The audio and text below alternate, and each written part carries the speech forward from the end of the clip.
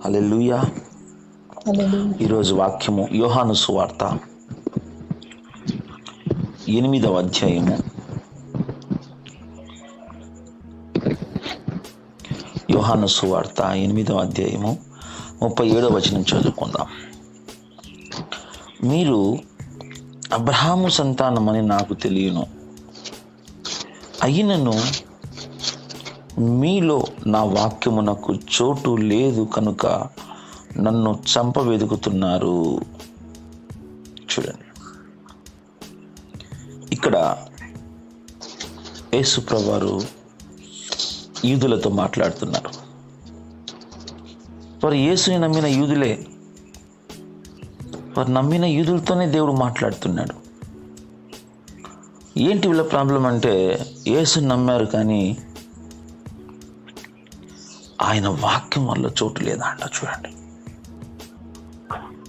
చాలామంది దేవుని నమ్ముతారు, చర్చికి వెళ్తారు, ఆరాధిస్తారు, కానుకలు ఇస్తారు, దేవుడంటే ఇష్టం, కానీ వాళ్ళు వాక్యానికి చోటు లేదు.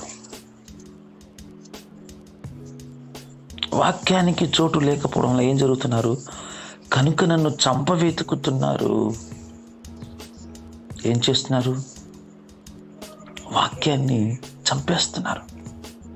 యేసయ్యని చంపాలనుకుంటున్నారు. అందుకే వాక్యానికి మన హృదయంలో చోటు ఇవ్వాలి. చూడండి, వాక్యముకి ఎప్పుడైతే మనం చోటు ఇయ్యమో ఎవరిని చంపేస్తాం? మనము చెప్పాలి, ఎవరిని చంపేస్తాము? కనుక నన్ను చంపవెతుకుతున్నారు అంటాడు. మీరు ఎందుకు నన్ను చంపాలనుకుంటున్నారంటే, మీలో నా వాక్యానికి చోటు లేదు. దేవుని వాక్యం కేవలం వినడం మాత్రమే కాదు, ఆ వాక్యాన్ని నీ హృదయంలో భద్రపరచుకోవాలి. ఆ వాక్యానికి నీ హృదయంలో స్థానం ఇవ్వాలి. వాక్యానికి స్థానం. మళ్ళీ ఇంకో మాట చెప్తున్నాడు 31వ వచనంలో, చదువుదాం. కాబట్టి యేసు తనకు నమ్మిన యూదులతో, మీరు నా వాక్యమందు నిలిచి ఉన్నవారైతే నిజముగా నాకు శిష్యులయుండి సత్యమును గ్రహించెదరు. అప్పుడు సత్యము మిమ్మలను స్వతంత్రులుగా చేయును. చూడండి, రెండు ప్రాబ్లమ్స్ కనిపిస్తున్నాయి. మొదటిది, వాక్యమందు నిలిచి ఉండట్లేదు. రెండోది, వాక్యానికి చోటు ఇవ్వట్లేదు. వాక్యానికి చోటు ఇవ్వకపోతే ఎవరిని చంపేస్తున్నారు వీళ్ళు? యేసయ్యని.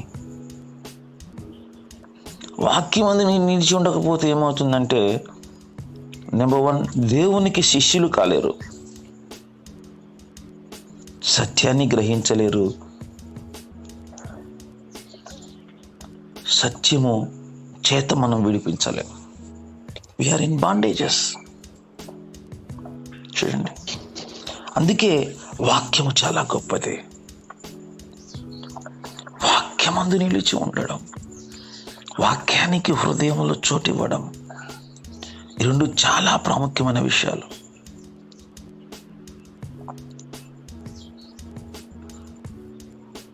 సో మనకు నచ్చినట్టు మనం చేయడం కాదు. వాక్యం ఏం చెప్తుంది, వాక్యం ఏం చేయమంటుంది, వాక్యం ఎలా నడిపిస్తుంది అనే దాన్ని మనం ఆలోచన చేయాలి.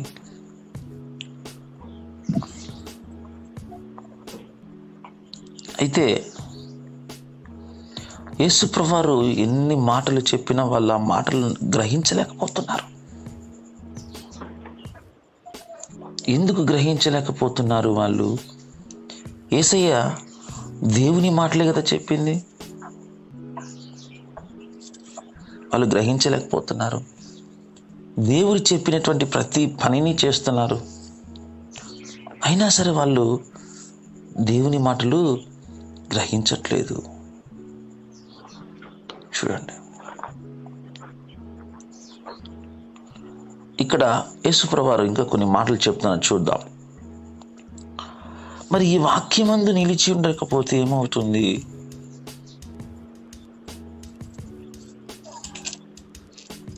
సత్యమేంటో తెలుసుకోలేరు. ఏం తెలుసుకోలేరు? వాక్యం చదివితే కాదు సత్యం మీకు తెలిసేది. వాక్యమందు నిలిచి ఉన్నవారైతేనే మీరేం తెలుసుకుంటారంట? సత్యమును గ్రహించెదరు. బైబిల్ అంతా చదవచ్చు, అర్థం చేసుకోవచ్చు, కానీ సత్యము ఏంటో వారు గ్రహించలేరు. ఎందుకు? ఆ వాక్యము ఏం చెప్తుందో ఆ వాక్యం బట్టి మనము ఆ వాక్యంలో నిలబడాలి, ఆ వాక్య ప్రకారము నడిపించబడాలి. అప్పుడే మనము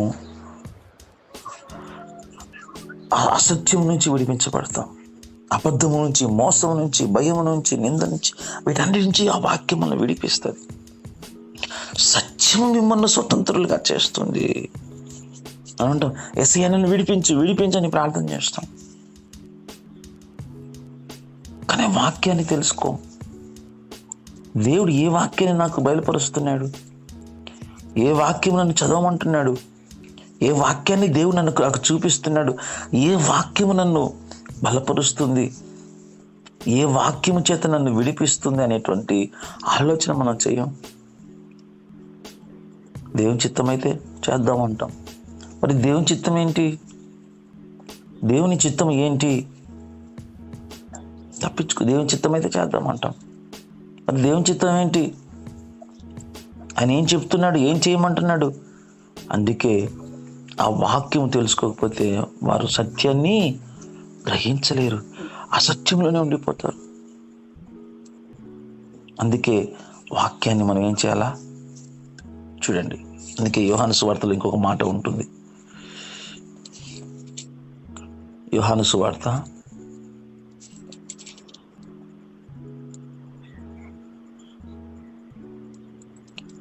5వ అధ్యాయము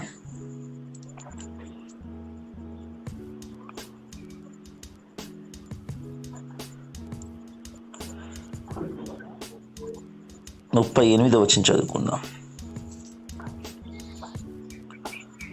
ఆయన ఎవరిని పంపెనో ఆయనను మీరు నమ్మలేదు గనుక మీలో ఆయన వాక్యము నిలిచి ఉండలేదు. చూసారా?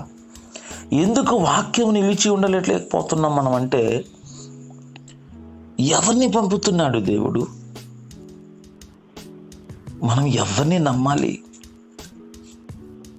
ఇది చాలా ఇంపార్టెంట్. దేవుడు ఎవరిని పంపాడు? ఏం బోధిస్తున్నాడు? ఏం తెలియచేస్తున్నాడు అనేది నమ్మకపోతే మీలో ఆయన వాక్యము నిలిచి ఉండలేదు. మీలో ఆయన వాక్యం నిలిచి ఉండలేదు అంటే, దేవుని వాక్యంలో నిలిచి ఉండాలంటే, మనము దేవుని వాక్యములో నిలిచి ఉండాలంటే ఏం చేయాలంటే, ఆయన ఎవరిని పంపుతున్నాడు? యేసయ్యని పంపాడు. మరి ఆయన్ని మనం నమ్మాల. నమ్ముతానండి. ఇప్పుడు వీళ్ళు ఎందుకు వాక్యాన్ని రిసీవ్ చేసుకోలేదు? వాక్యాన్ని ఎందుకు నమ్మట్లేదు? వాక్యానికి ఎందుకు చోటు ఇవ్వట్లేదు? వాక్యంలో నిలిచి ఉండలేకపోతున్నారంటే, దేవుడు ఎవరిని పంపాడో ముందు తెలుసుకోవట్లేదు. దేవుడు పంపిన వాడిని వీళ్ళు నమ్మట్లేదు. 2 ప్రాబ్లమ్స్. దేవుడు పంపిన వాడిని నమ్మట్లేదు కనుక ఏం ప్రాబ్లం వచ్చింది? మీరు ఆయన వాక్యములో నిలిచి ఉండలేదు. చూడండి,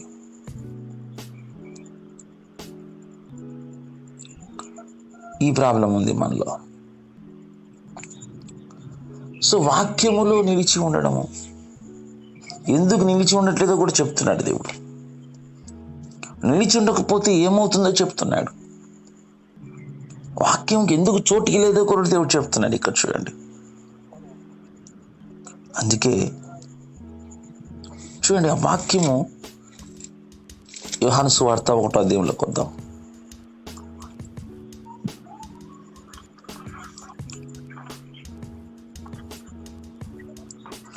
యోహాను సువార్త 1వ అధ్యాయం 14వ వచనం. ఆ వాక్యము శరీరధారి అయి కృపా సత్య సంపూర్ణుడుగా మన మధ్య నివసిస్తా ఉంది. చెప్పండి, వాక్యము నివసించాలి. వాక్యం ఎవరి మధ్య నివసించాలా? మనలో నివసించాలా. ఆ వాక్యం ఎలా వచ్చింది? శరీరధారి అయి. మనం వాక్యం చూస్తాం, అక్షరాల్లాగానే చూస్తాం, కానీ ఈ వాక్యం ఎలా వచ్చింది? అక్షరంలాగా వచ్చిందా? శరీరాన్ని ధరించిందా? ఆ వాక్యము శరీరధారి అయి ఎలా వచ్చిందంట? ఎలా వచ్చింది? శరీరాన్ని ధరించి ఎలా నివసిస్తుంది? కృపా సత్య సంపూర్ణుడుగా ఎలా నివసిస్తుంది? కృపా సత్య సంపూర్ణుడుగా మన మధ్య నివసించెను. వాక్యము నివసిస్తుంది కృపా సత్య సంపూర్ణుడుగా. అంటే వాక్యంలో ఏ విధంగా నివసిస్తుంది? కృప ఉంది, సత్యం ఉంది, సంపూర్ణంగా ఉంది. అది కూడా కృప సత్యం సంపూర్ణంగా కనిపిస్తుంది వాక్యంలో.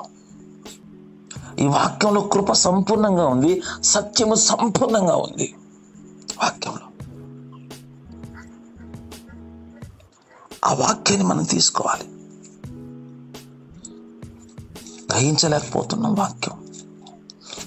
మన ప్రాబ్లం ఏంటంటే వాక్యం చదువుతున్నాం కానీ ఆ వాక్యం మనలో పని చేయట్లేదు, ఆ వాక్యం మనల్ని విడిపించట్లేదు. చూడండి, వాళ్ళు పాత నిబంధనలో కీర్తనలుగా ఉంటారు, ఆయన తన వాక్కును పంపి వారిని బాగు చేశాను.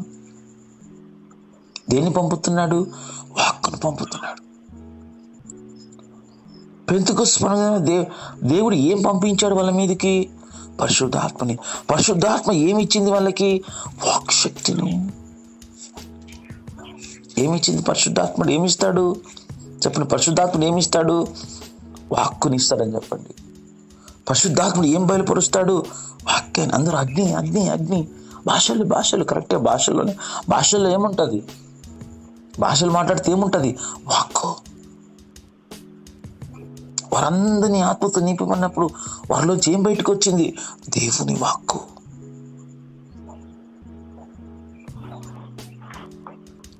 అందుకే ఆ వాక్యాన్ని మనము గ్రహించాలి. చూడండి, అందుకే ఈ వాక్యము మనం ధ్యానించకపోతే ఆ వాక్ శక్తిని మనం పొందుకోలేము. వాక్ నీకు ఏమి ఇస్తుంది? శక్తిని ఇస్తుంది.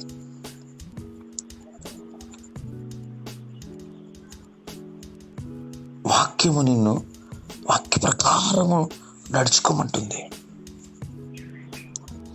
వాక్యం ఎలా నడిచిందో తెలుసుకోవాలి. వాక్యం ఎలా నడిపిస్తుందో తెలుసుకోవాలి. వాక్యముతో ఎలా నడిపించబడాలో తెలుసుకోవాలి. ప్రార్థన చేయాలి దాని కొరకు. ప్రభా, ఈ వాక్యం ఎలా చెప్తుంది? నేను ఎలా నడవాలి? నీ వాక్యం చేత నన్ను నడిపించు. చూడండి, అందుకే ఒకసారి యాకోబు రాసిన పత్రికలోకి వెళ్దాం. యాకోబు రాసిన పత్రిక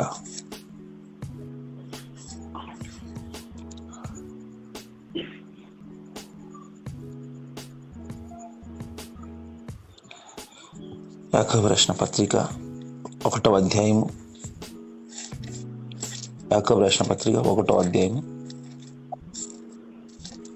హల్లెలూయా, హల్లెలూయా, స్తోత్రం. 23వ వచనం చదువుకుందాం.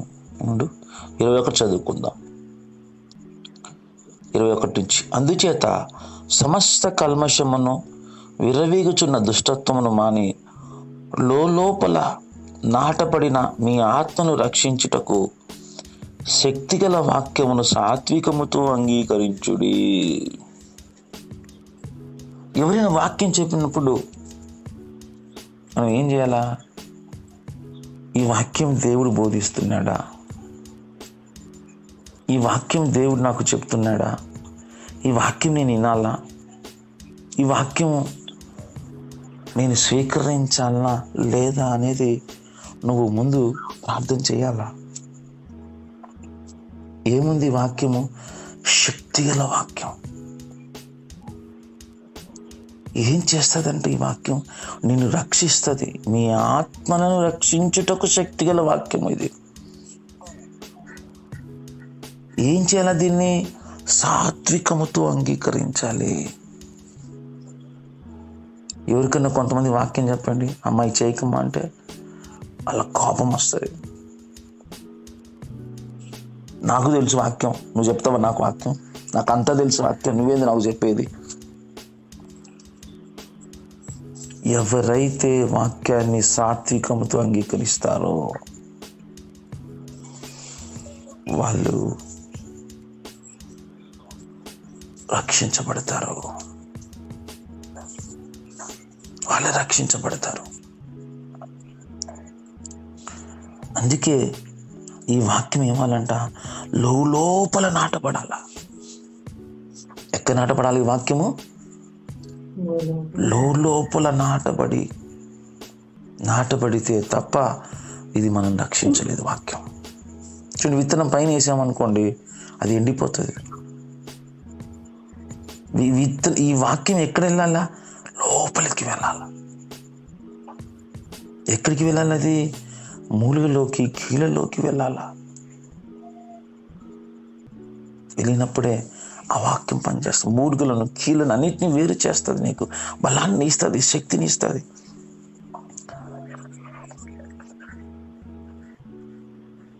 చెప్పండి, లోపల నాటబడాలి వాక్యం. చెప్పండి వాక్యం లోపల నాటబడాలి. నెక్స్ట్, ఆ వాక్యాన్ని సాత్వికముతో అంగీకరించాలి. వాక్యం అని చెప్తే సాత్వికముతో అంగీకరించుట.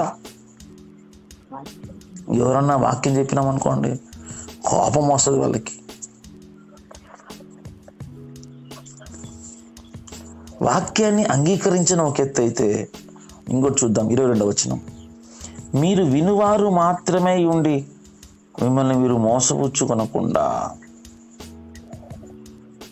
కేవలం వింటారు, ఏం చేయరు. వాక్యం వింటా ఉంటారు అంతే. కొన్ని సంవత్సరాలు వాక్యం వింటానే ఉంటారు, కానీ ఆ వాక్యం వల్ల నాటపడదు. ఆ వాక్యం వాళ్ళని విడిపించదు. ఆ వాక్యం వాళ్ళలో బలాన్ని, శక్తినివ్వదు. ఆ వాక్యం పనిచేయదు. కేవలం వింటానే ఉంటారు అంతే. కొన్ని సంవత్సరాల తరబడి వింటానే ఉంటారు వాక్యం. అలా ఉంటే ఏమవుతుందంట, మిమ్మును మీరు మోసపుచ్చుకుంటారు. అయితే ఏం చేయాలి? ఈ వాక్యము చూడండి, మోసపుచ్చు వాక్య ప్రకారము ప్రవర్తించువారు ఇండుడి. వాక్య ప్రకారం ప్రవర్తించాలంట మనం. ఈ వాక్యం ఏం చెప్తుంది? అలా నడుచుకుంటా. ఈ వాక్యం ఏం బోధిస్తుంది? అలా చేస్తా. ఈ వాక్యం ఏమి చేయమంటుంది? నేను అలా చేయలేకపోతే ప్రార్థన చేస్తా. ఒకవేళ అలా కాకుండా ఎవరైనా వాక్యం మాత్రం వినివాడై ఉండి దాని ప్రకారం ప్రవర్తించలేదు అనుకుందాం, వాడు అద్దములో తన సహజ ముఖమును చూచుకొనుచు మనుష్యుని పోలి ఉన్నాడు.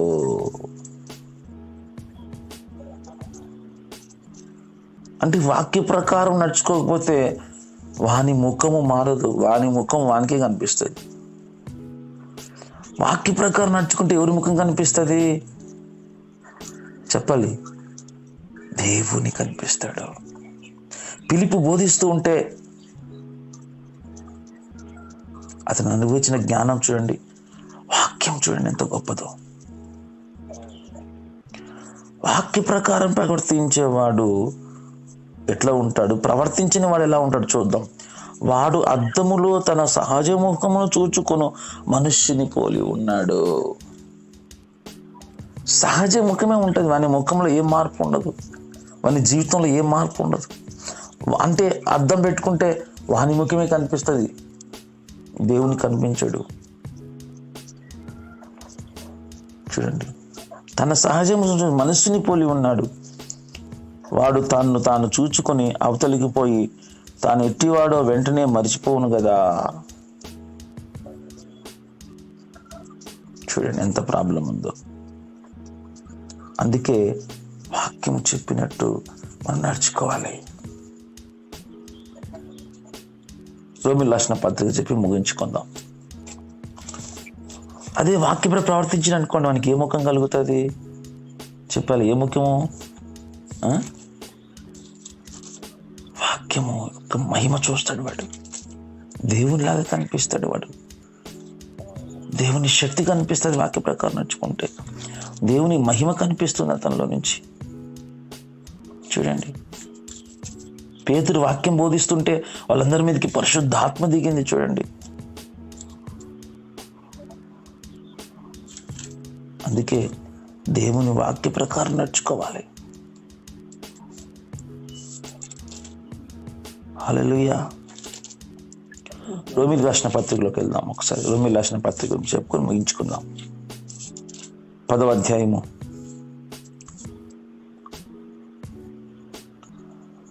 8వ వచనం చదువుకుందాం. వాక్యము నీ యొద్దను నీ నోటను నీ హృదయములోనూ ఉన్నది. వాక్యం ఎక్కడ ఉండాలి? కొందరు బైబిల్ ఎప్పుడు పక్కన పెట్టుకుంటారు. పెట్టుకో, మంచిదే, నీ యొద్ద ఉంది, కరెక్టే,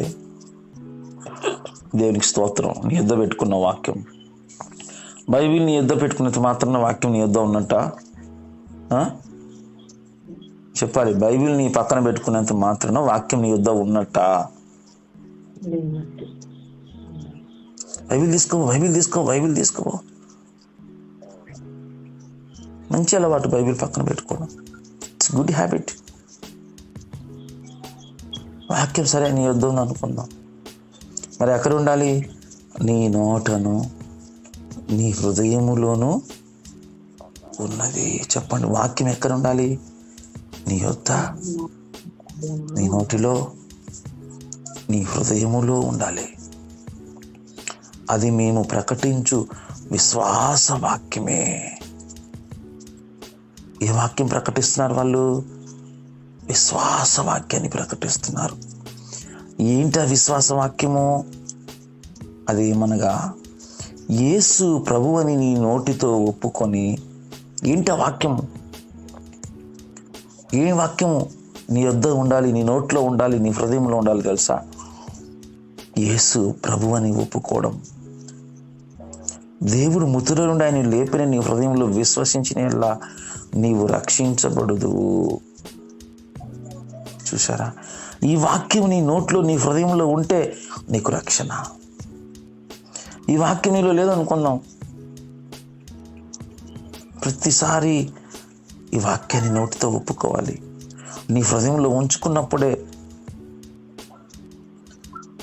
నీకు రక్షణ. ఆ వాక్యం రక్షిస్తుంది. ఆ వాక్యం నిన్ను కాపాడుతుంది. ఆ వాక్యం నిన్ను విడిపిస్తుంది. అందుకే వాక్యాన్ని ఎప్పుడు నీ యొద్ద, నీ నోటిలో ఉంచుకోవాలి. కళ్ళు మూసుకొని ప్రార్థన చేసుకుందాం. యేసయ్యా, నీకు వందనాలు ప్రభా. సర్వశక్తిమంతుడా, నీకు వందనాలయ్యా. నీవిచ్చిన వాక్యమును మేము అనుదినము ధ్యానించుటకు నీ కృప మాకు దయచేయి నాయనా. ఈ వాక్యం మనలో లోపల నాటబడి నువ్వు బోధించిన వాక్యము అయ్యా వారు అంగీకరించలేదు, మేము సాత్వికత్వంతో అంగీకరించాలి తండ్రి. ఆ వాక్య ప్రకారం నడుచుకోవాలి. వాక్యంలో నిలిచి ఉండేటువంటి అయ్యా నీ కృప మాకు దయచేయి నాయన. మేము కేవలం వాక్యం వింటున్నాం, దాని ప్రకారం నడుచుకోలేకపోతున్నాం ప్రభా. దయతో మమ్మల్ని క్షమించు నాయన, నడిపించు నాయన. నీ వాక్యమే నన్ను బ్రతికించేది నాయన. నీ వాక్యమే బాధలో నాకు నెమ్మదినిచ్చేది తండ్రి. నీ వాక్యం యొక్క వెలుగులో మమ్మల్ని నడిపించండి. నీ వాక్యం వెలుగు మాకు చూపించండి ఆయన. సత్యమును గ్రహించినట్లు అయ్యా మమ్మల్ని విడిపించమని ప్రార్థన చేస్తూ నీకే మహిమ ఘనత ప్రభావాలు చెల్లిస్తూ నజరేయుడైన యేసుక్రీస్తు నామములో ప్రార్థిస్తున్నాము తండ్రి.